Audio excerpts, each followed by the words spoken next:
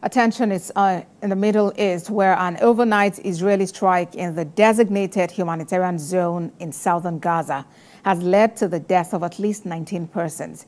That's according to the Hamas-run Health Ministry in Gaza. The Israeli military says its aircraft attacked what is called a number of senior Hamas terrorists operating there, a claim Hamas has denied. We have details in our next report. Thousands of people from other areas of Gaza are living in difficult conditions in Al-Mawasi after being told by Israel to evacuate the area for their own safety. The United Nations says the humanitarian zone spans only 41 square kilometers and lacks critical infrastructure and basic services. Aid provision is also limited due to access and security issues. Trucks loaded with aid and goods remain stuck at the King Hussein Bridge as Israeli authorities decided to close the border crossings with Jordan after a truck driver shot and killed 3 Israelis on the other side.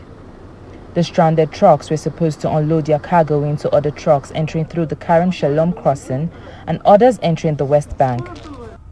Meanwhile, spokesperson for the United Nations, Stefan Dujarric, says after 11 months of hostilities, more than 600,000 young people in Gaza are being deprived of access to formal education for another year.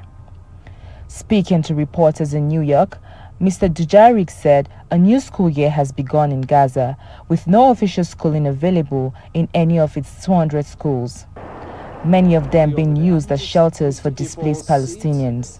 Turning to the situation in Gaza, today, as you may have heard, would have marked the start of a new school year in Gaza. However, after 11 months of hostilities, more than 600,000 young people are being deprived of access to formal education for another year.